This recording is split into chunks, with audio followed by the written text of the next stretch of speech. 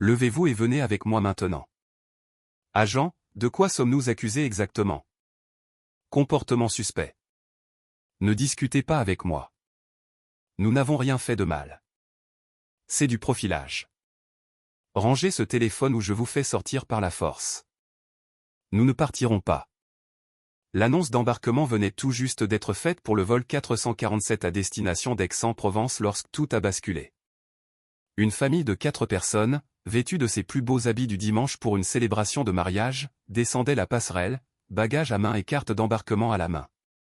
Ils n'avaient aucune idée que dans les 20 prochaines minutes, leur vie serait bouleversée, leur dignité bafouée devant des centaines de passagers, et que leur histoire déclencherait une conversation nationale atteignant les plus hauts niveaux de l'entreprise et coûtant des millions d'euros à une compagnie aérienne. Avant de plonger dans cette incroyable histoire qui a ébranlé l'industrie aéronautique, dites-moi dans les commentaires d'où vous regardez aujourd'hui.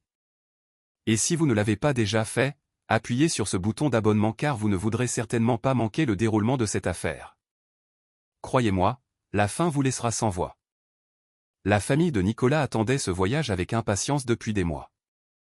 Nicolas, un responsable ingénierie de 42 ans, sa femme Chloé, une enseignante de lycée de 38 ans, et leurs 2 enfants, Manon, adolescente, et le petit Léo, 4 ans, se dirigeaient vers Aix-en-Provence pour le mariage de la cousine de Chloé. Ils avaient économisé pour ces vacances, réservé leur vol bien à l'avance et s'étaient même offert le luxe de sièges groupés en classe premium économie pour que la famille puisse voyager ensemble. Nicolas était le genre de père qui arrivait toujours à l'aéroport 2 heures en avance, même pour un simple trajet en TER. Il s'était enregistré en ligne la veille au soir, avait imprimé les cartes d'embarquement à la maison et s'était assuré que tout le monde avait ses papiers d'identité prêts. Chloé avait emballé des croissants et des baguettes pour les enfants et téléchargé des films sur sa tablette pour les divertir pendant les 3 heures de vol. Manon, leur adolescente, était impatiente de voir sa famille élargie et avait passé des semaines à choisir la robe parfaite pour la cérémonie de mariage. Léo, leur plus jeune, serrait son coussin de voyage préféré et avait hâte de prendre l'avion pour la première fois depuis presque 2 ans. Rien dans cette famille ne laissait présager des problèmes.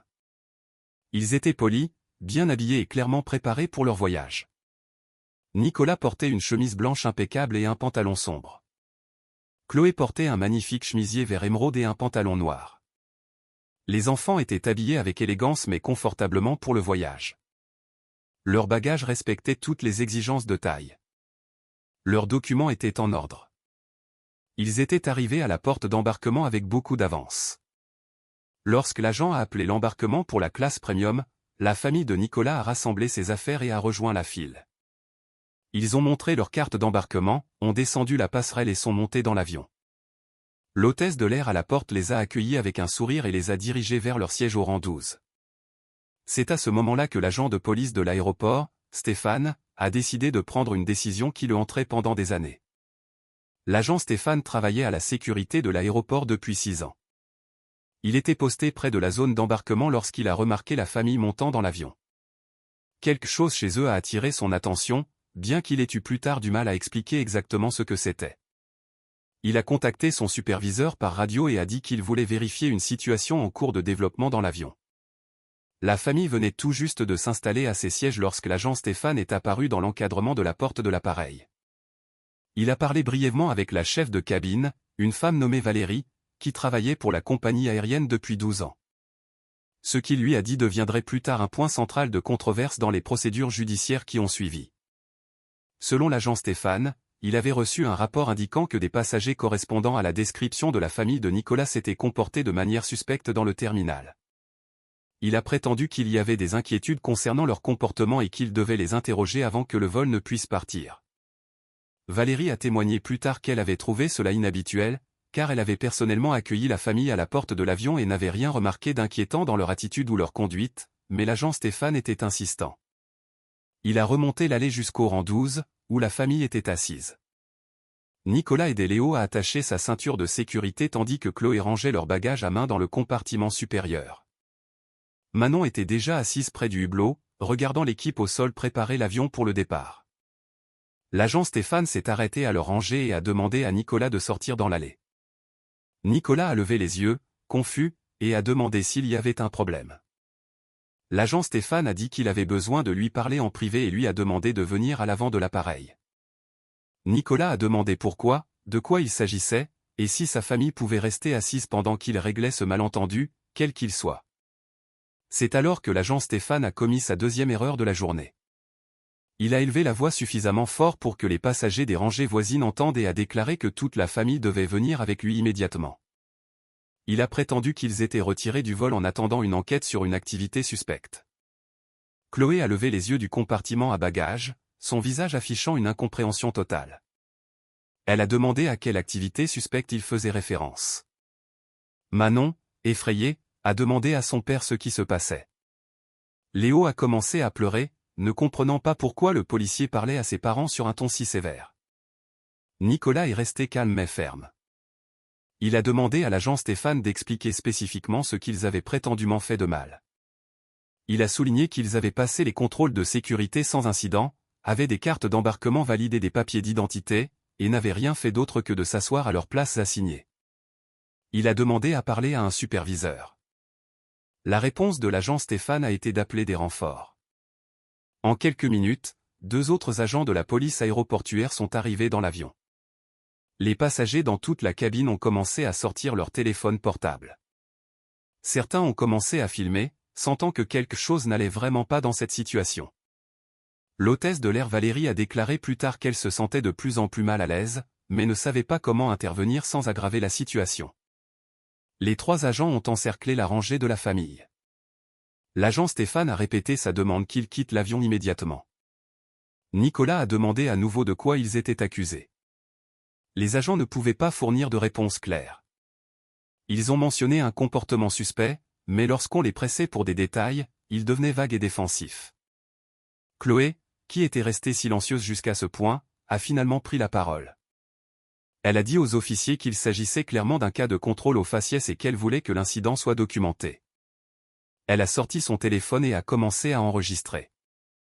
L'agent Stéphane lui a immédiatement ordonné de ranger le téléphone, mais Chloé a continué à filmer et a déclaré clairement pour la caméra que sa famille était retirée de son vol sans justification. D'autres passagers ont commencé à intervenir. Un homme assis de l'autre côté de l'allée a demandé aux agents ce que la famille avait fait de mal. Une dame âgée quelques rangées derrière a crié que c'était ridicule et qu'on devait laisser la famille tranquille. Un homme d'affaires en première classe s'est levé et a dit qu'il avait vu la famille dans la zone d'embarquement et qu'il n'avait rien fait de suspect. Les pilotes, le commandant Jean-Pierre et la copilote Lisa Park, ont pris conscience de l'agitation et sont venus dans la cabine passager pour évaluer la situation. Le commandant Jean-Pierre volait depuis 23 ans et n'avait jamais rien vu de tel.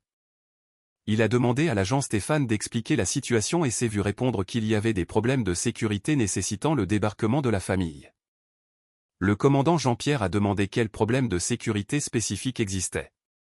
L'agent Stéphane a dit qu'il ne pouvait pas discuter des détails, mais a insisté sur le fait que la famille devait partir. Le commandant Jean-Pierre a regardé la famille de Nicolas, a regardé les 3 policiers, et a pris une décision qui serait plus tard saluée par les organisations de défense des droits civiques à travers le pays. Il a dit à l'agent Stéphane qu'à moins qu'il ne puisse articuler une activité criminelle spécifique ou des menaces de sécurité légitimes, la famille ne serait pas retirée de son appareil.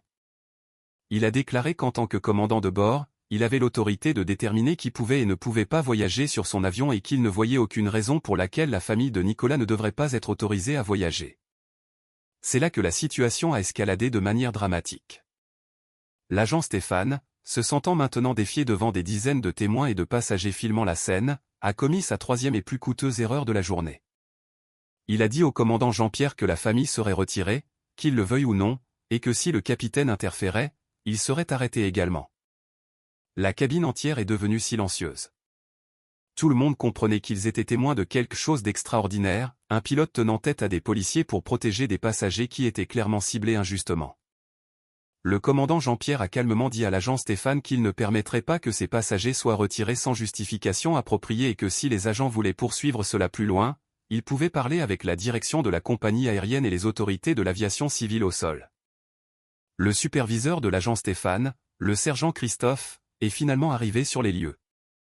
Le sergent Christophe était dans la police aéroportuaire depuis 15 ans et a immédiatement reconnu que la situation avait dégénéré. Il a parlé en privé avec l'agent Stéphane et les autres officiers, puis s'est approché du commandant Jean-Pierre et de la famille. Ce qui s'est passé ensuite allait devenir le tournant qui a transformé cet incident local en un scandale national qui coûterait des carrières, des millions d'euros, et changerait à jamais la façon dont les compagnies aériennes gèrent les litiges passagers impliquant les forces de l'ordre. Mais avant d'arriver à cette confrontation explosive et à la vidéo choquante qui est devenue virale en quelques heures, je veux savoir ce que vous pensez de cette situation jusqu'à présent. Avez-vous déjà été témoin de quelque chose comme ça en voyageant? Écrivez, témoin, dans les commentaires si c'est le cas et dites-moi ce que vous avez vu. L'histoire de la famille de Nicolas ne faisait que commencer et ce qui s'est passé ensuite allait prouver que parfois, lorsque les gens se battent pour ce qui est juste, la justice peut réellement prévaloir. La tension dans cette cabine d'avion était sur le point d'atteindre un point de rupture et les décisions prises dans les minutes suivantes allaient tout changer pour toutes les personnes impliquées. Le sergent Christophe a abordé la situation avec la confiance de quelqu'un qui pensait pouvoir résoudre rapidement ce qu'il voyait comme un malentendu mineur. Il était sur le point d'apprendre à quel point il avait tort. Le sergent Christophe s'est dirigé vers le commandant Jean-Pierre avec le genre d'assurance qui vient d'années passées à gérer ce qu'il considérait comme des disputes de routine avec des passagers. Il avait géré des centaines de ces situations auparavant, et dans son esprit, c'était juste un autre cas de quelqu'un qui faisait toute une histoire pour des procédures de sécurité standards. Il était confiant de pouvoir apaiser les choses et remettre le vol à l'heure en quelques minutes. Il ne pouvait pas se tromper davantage sur ce dans quoi il s'embarquait. Christophe s'est présenté au commandant Jean-Pierre et a suggéré qu'il s'écarte pour discuter de la situation en privé. Le commandant Jean-Pierre a décliné, déclarant que tout ce qui devait être dit pouvait l'être devant la famille, puisque c'était eux qui étaient affectés par ses actions. Christophe a regardé autour de la cabine et a semblé remarquer pour la première fois combien de passagers enregistraient l'interaction avec leur téléphone. Il a demandé aux passagers d'arrêter de filmer, expliquant que c'était une question de sécurité.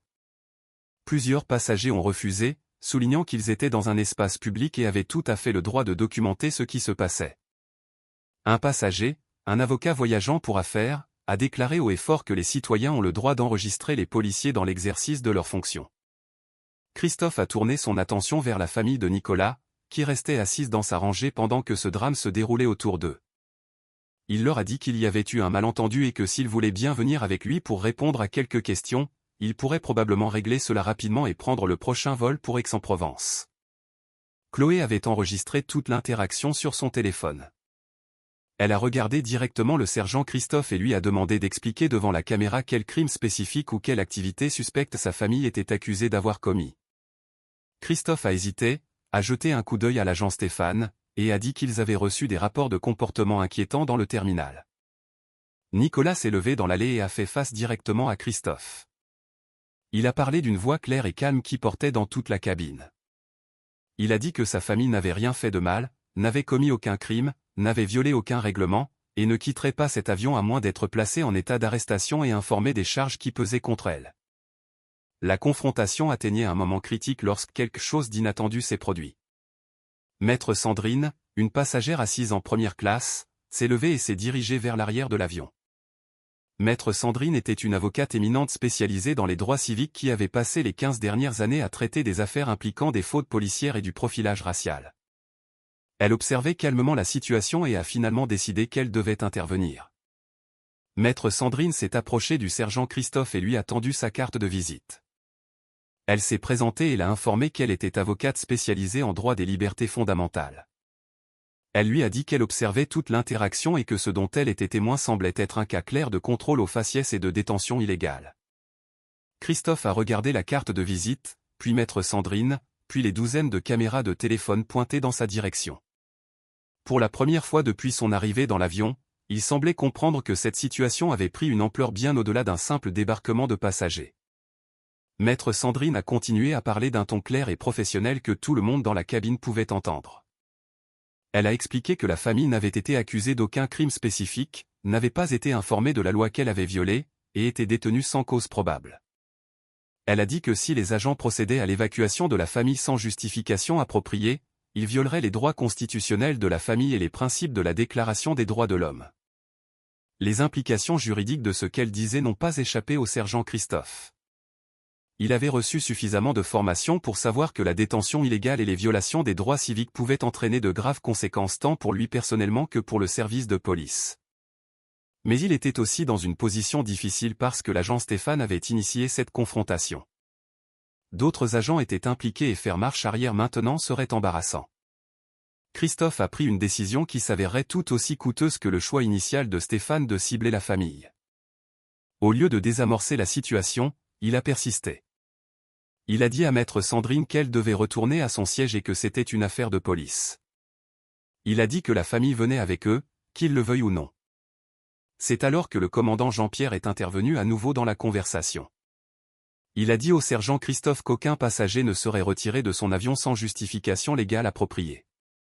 Il a dit qu'en tant que commandant de bord, il avait l'autorité finale sur qui volait sur son avion et qu'il n'autorisait pas le débarquement de la famille de Nicolas.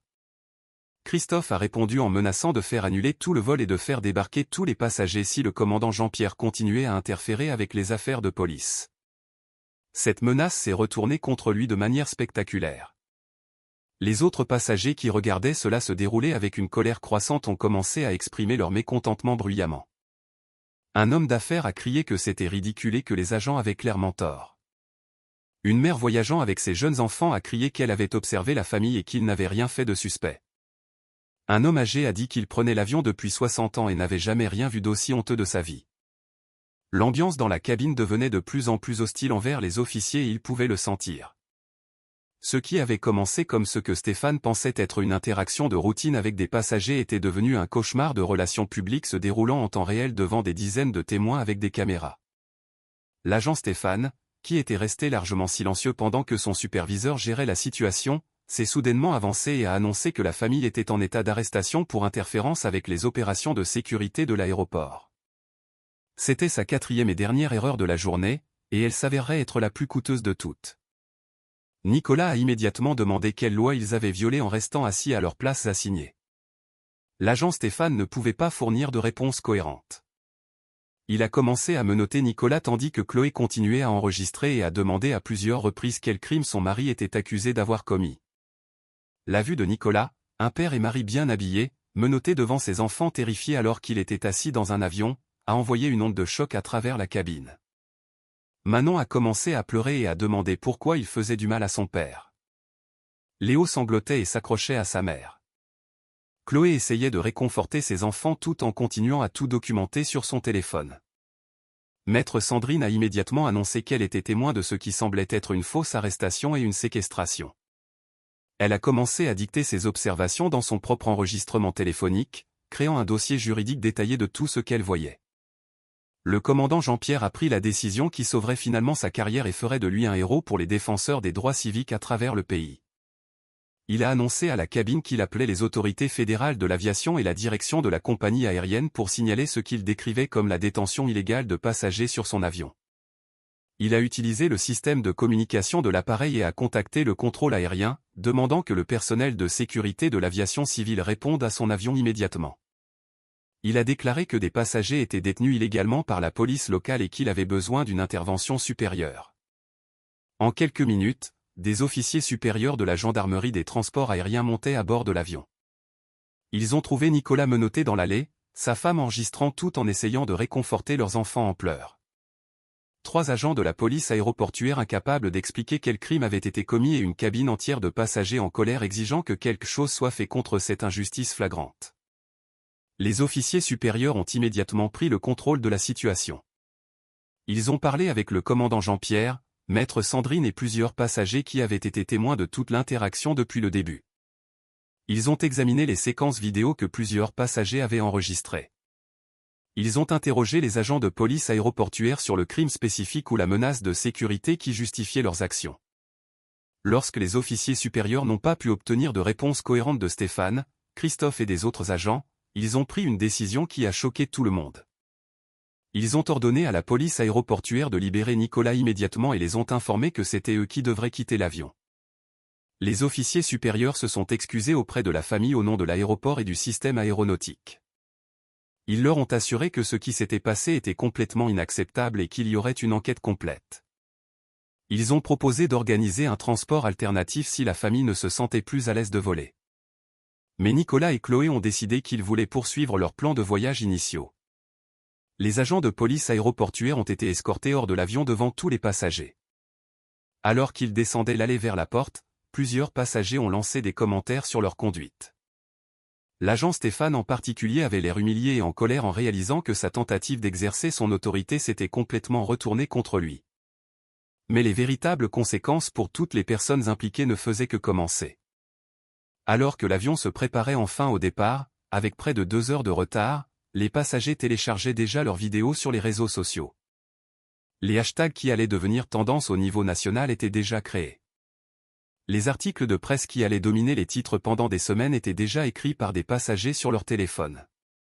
La famille n'avait aucune idée qu'au moment où leur vol atterrirait, leur histoire serait virale, leurs vidéos auraient des millions de vues, et leur vie serait à jamais changée par la suite des événements. Les portes de l'avion se sont finalement fermées, et le vol 447 a commencé son roulage vers la piste. Mais le véritable voyage pour la justice ne faisait que commencer, et il emmènerait la famille de Nicolas vers des sommets inattendus. Le vol vers Aix-en-Provence ne ressemblait à aucun de ceux que la famille avait jamais vécus. La nouvelle s'était répandue parmi les passagers de ce dont ils venaient d'être témoins. Et tout au long du voyage de 3 heures, des compagnons de voyage s'approchaient d'eux pour exprimer leur soutien et leur indignation. Les hôtesses de l'air faisaient tout leur possible pour s'assurer que la famille était à l'aise, apportant des encas supplémentaires pour les enfants et venant les voir fréquemment. Chloé gardait son téléphone chargé et continuait de documenter leur expérience, sachant instinctivement que leur histoire était loin d'être terminée. Manon avait arrêté de pleurer, mais restait secouée d'avoir vu son père menotter. Léo continuait de demander pourquoi les policiers avaient été méchants avec eux. Nicolas essayait de garder son calme pour le bien de ses enfants, mais à l'intérieur, il était furieux de l'humiliation que sa famille avait endurée. Maître Sandrine a passé une partie du vol à parler avec la famille de ses options juridiques. Elle a expliqué que ce qu'ils avaient vécu semblait être un cas flagrant de profilage racial et de violation des droits civiques.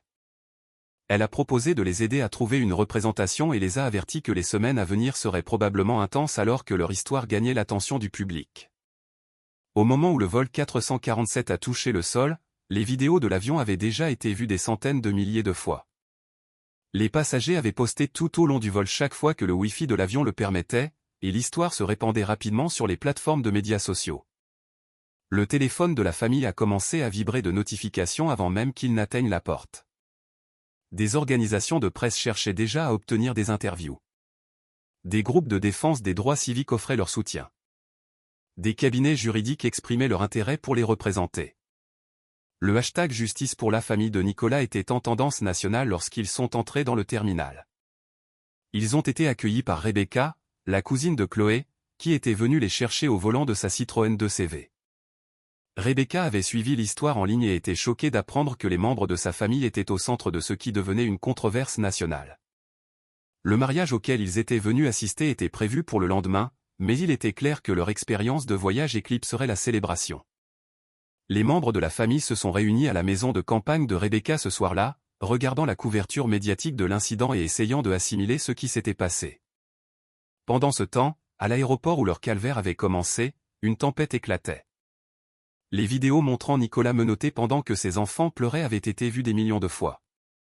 Des équipes de journalistes étaient stationnées à l'extérieur de l'aéroport, exigeant des réponses des responsables de la police et des dirigeants de la compagnie aérienne. L'agent Stéphane s'est retrouvé au centre d'un scandale national. Son nom et son visage étaient partagés sur Internet. Son historique de plaintes et de sanctions disciplinaires faisait l'objet d'enquêtes par des journalistes. Les membres de sa propre famille recevaient des messages de colère d'étrangers qui avaient vu les vidéos. Le sergent Christophe faisait face à un examen similaire. Les enquêteurs des affaires internes examinaient sa prise de décision lors de l'incident.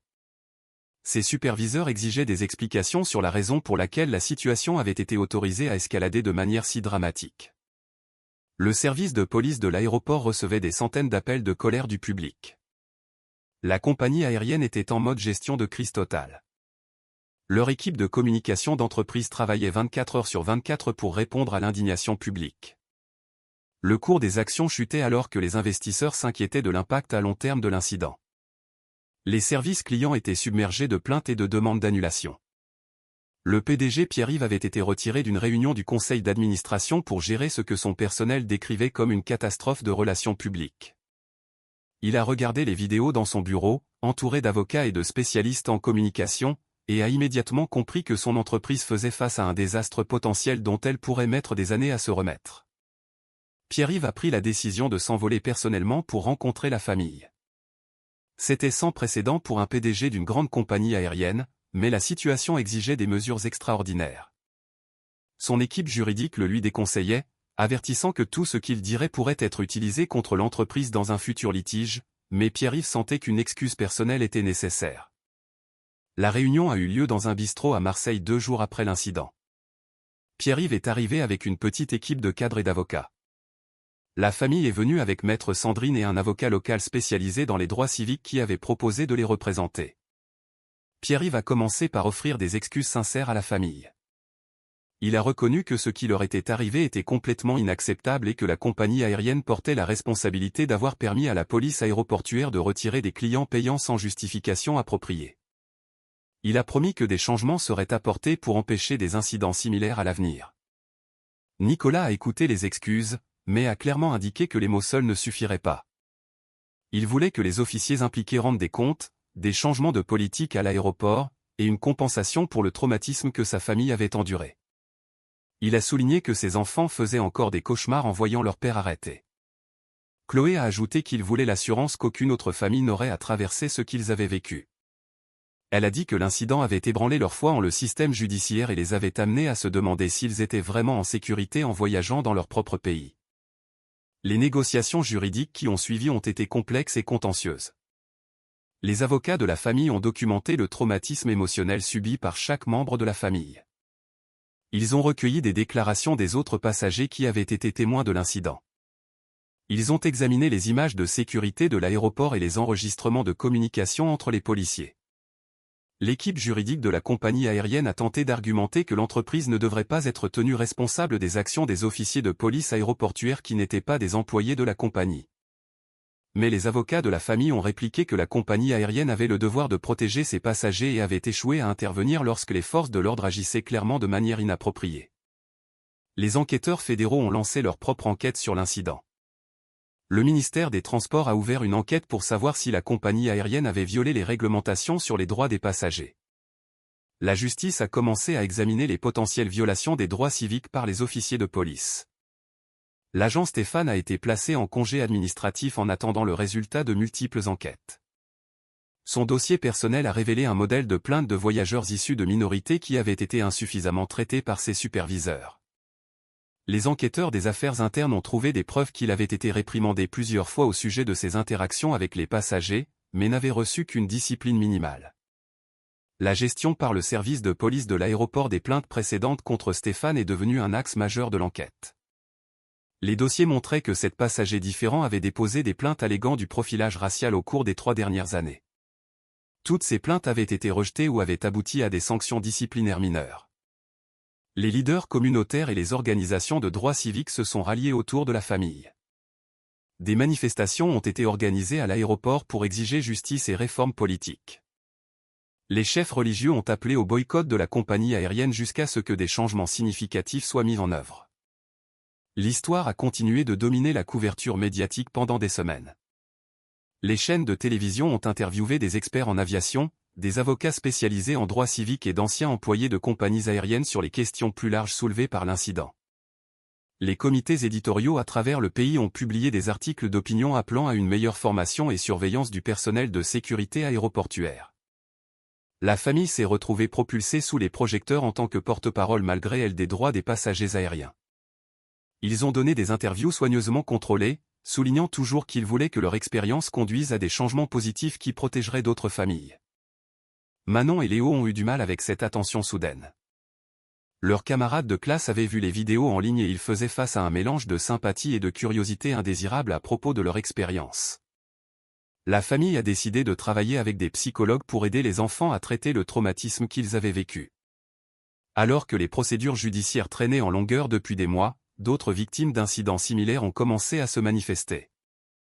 Le cas de la famille de Nicolas avait ouvert les vannes pour d'autres passagers qui avaient subi du profilage racial, mais s'étaient auparavant sentis impuissants à le contester. L'enquête a révélé des problèmes systémiques qui allaient bien au-delà d'un incident avec une seule famille. Les dossiers de formation montraient que les agents de police aéroportuaire recevaient une instruction minimale sur les droits des passagers et les préjugés raciaux. Les procédures de plainte étaient inadéquates et décourageaient souvent les passagers de déposer des rapports officiels. La pression sur la compagnie aérienne et les autorités aéroportuaires a continué de monter alors que l'histoire refusait de s'effacer de l'attention publique. Les analystes boursiers avertissaient que la réputation de l'entreprise pourrait ne jamais se rétablir complètement à moins qu'une action radicale ne soit prise pour traiter les problèmes sous-jacents qui avaient conduit au traitement de la famille. Ce qui s'est passé ensuite allait créer des précédents pour la façon dont les compagnies aériennes gèrent les violations des droits des passagers et aboutirait à l'un des plus grands règlements de l'histoire de l'aviation. Le combat de la famille pour la justice était sur le point d'atteindre sa conclusion climatique, et le résultat enverrait une onde de choc à travers toute l'industrie aérienne. La pression a atteint un point de rupture lorsque l'Assemblée nationale a annoncé qu'elle tiendrait des auditions sur les droits des passagers aériens et les pratiques de sécurité aéroportuaire. La Commission du développement durable et de l'aménagement du territoire a programmé des auditions spécifiquement axées sur le profilage racial dans l'aviation, avec l'incident de la famille comme pièce maîtresse de leur enquête. Le président de la commission, Robert Stevens, suivait l'affaire de près et était consterné par ce qu'il avait vu dans les vidéos. Il a émis des convocations pour que les dirigeants de la compagnie aérienne, les responsables de la police aéroportuaire et les autorités de l'aviation civile témoignent de leur politique et procédures de gestion des litiges passagers. L'annonce des auditions parlementaires a semé la panique au siège social de la compagnie aérienne. Les équipes juridiques travaillaient frénétiquement pour préparer les cadres à ce qui promettait d'être un examen public exténuant des politiques de l'entreprise. Le cours de l'action a chuté de 15% supplémentaire alors que les investisseurs réalisaient l'ampleur de l'examen auquel l'entreprise ferait face. La situation de l'agent Stéphane s'est détériorée rapidement à mesure que l'enquête s'élargissait. Les enquêteurs ont découvert qu'il utilisait sa position pour cibler systématiquement les passagers issus de minorités, effectuant souvent des fouilles et des détentions inutiles qui suivaient un modèle racial clair. Ces SMS avec d'autres officiers révélaient des conversations contenant un langage explicitement raciste et des blagues sur le harcèlement de certains types de passagers. Le ministère de la Justice a annoncé qu'il envisageait des poursuites pénales contre Stéphane et potentiellement d'autres officiers impliqués dans l'incident. Cela a considérablement augmenté les enjeux, car des charges fédérales pouvaient entraîner une peine de prison importante plutôt qu'une simple discipline administrative ou une perte d'emploi. Le sergent Christophe s'est retrouvé sous enquête, non seulement pour son rôle dans l'incident, mais pour son échec à superviser correctement Stéphane malgré des années de plainte. Des documents internes ont révélé que Christophe avait reçu de multiples rapports sur la conduite de Stéphane, mais les avait systématiquement minimisés ou rejetés sans enquête appropriée. La compagnie d'assurance de la compagnie aérienne a commencé à faire pression sur les dirigeants pour régler l'affaire rapidement avant que les auditions parlementaires ne puissent infliger davantage de dommages à la réputation de l'entreprise. Les experts en assurance ont calculé que le coût potentiel d'un litige en cours combiné à l'impact sur les réservations et le cours de l'action pourrait dépasser 50 millions d'euros si l'affaire traînait encore longtemps. Le PDG Pierre-Yves s'est retrouvé à lutter pour son propre poste alors que les membres du conseil d'administration se demandaient s'ils pouvaient diriger efficacement l'entreprise à travers cette crise. Des réunions d'urgence du conseil ont été convoquées pour discuter de changements potentiels de direction et de stratégies de limitation des dégâts. La carrière de 20 ans de Pierre-Yves au sein de l'entreprise était soudainement en péril. L'équipe juridique de la famille s'était agrandie pour inclure certains des avocats spécialisés en droit civique les plus éminents du pays. Ils ont déposé des poursuites supplémentaires contre l'autorité aéroportuaire, le service de police et les officiers individuels impliqués dans l'incident. La stratégie juridique consistait à poursuivre une responsabilité maximale et des conséquences financières pour tous ceux qui avaient joué un rôle dans le mauvais traitement de la famille. La pression publique a continué de s'intensifier alors que des célébrités commençaient à s'exprimer sur l'affaire. Des athlètes professionnels, des artistes et des personnalités politiques ont partagé les vidéos et appelé à la justice. Le hashtag associé à l'affaire de la famille était en tendance mondiale, attirant l'attention internationale sur les questions de profilage racial dans l'aviation. Les syndicats d'employés de l'aéroport ont commencé à prendre leur distance avec les officiers impliqués, déclarant que le profilage racial violait leurs valeurs et leurs normes professionnelles. Certains travailleurs de l'aéroport se sont manifestés anonymement pour signaler des incidents supplémentaires de conduite inappropriée de la part de Stéphane et d'autres officiers qui n'avaient pas été signalés auparavant. La compagnie aérienne a mis en œuvre des changements de politique immédiats pour tenter de démontrer sa bonne foi aux enquêteurs et au public. Elle a annoncé de nouveaux programmes de formation pour tous les employés sur les droits des passagers et la sensibilité culturelle. Elle a établi un bureau de défense des passagers pour traiter les plaintes concernant les traitements discriminatoires. Elle a révisé ses contrats avec la police aéroportuaire pour inclure des dispositions spécifiques sur le profilage racial, mais ces changements ont été vus par beaucoup comme trop peu, trop tard. les organisations de droits civiques ont soutenu que des ajustements politiques cosmétiques ne pouvaient pas défaire les problèmes systémiques qui avaient permis au mauvais traitement de la famille de se produire. Ils exigeaient une restructuration fondamentale de la façon dont les compagnies aériennes et les aéroports gèrent les litiges passagers impliquant les forces de l'ordre. 15 mois après cet appel d'embarquement fatidique pour le vol 447, la famille de Nicolas se tenait devant un tribunal alors que leurs avocats annonçaient un règlement historique de 4,5 millions d'euros. L'agent Stéphane avait été condamné à 18 mois de prison ferme pour violation des droits civiques. Le sergent Christophe a été licencié et faisait face à ses propres accusations criminelles. La compagnie aérienne a mis en œuvre de vastes réformes politiques et a établi un fonds de 20 millions d'euros pour la défense des droits des passagers. Mais la victoire la plus importante était peut-être le précédent établi pour les affaires futures. Le courage de la famille de se dresser contre l'injustice avait créé de nouvelles protections pour les voyageurs à travers le pays. Les compagnies aériennes ne pouvaient plus se cacher derrière l'autorité policière lorsque des passagers étaient maltraités. Les officiers de l'aéroport faisaient face à de réelles conséquences pour le profilage racial. Et surtout, d'autres familles n'auraient jamais à endurer ce que la famille de Nicolas avait vécu ce jour-là. Nicolas, s'exprimant sur les marches du palais de justice, a dit que leur combat n'avait jamais été une question d'argent. Il s'agissait de dignité, de responsabilité, et de s'assurer qu'aucun enfant n'aurait jamais à regarder son parent être menotté pour le crime de voyager tout en étant noir. Les effets d'entraînement continuent aujourd'hui. De nouvelles réglementations exigent une formation renforcée pour tout le personnel de sécurité aéroportuaire.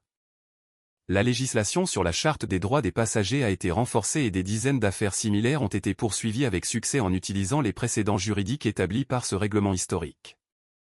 Parfois, la justice avance lentement, mais lorsque des gens ordinaires refusent d'accepter l'injustice, un changement extraordinaire peut se produire. La famille a prouvé que défendre ce qui est juste, même quand c'est difficile, même quand c'est effrayant, peut créer un monde meilleur pour tous ceux qui viennent après. Si vous pensez que cette situation était mauvaise, attendez de voir ce qui se passe dans l'affaire sur la main droite.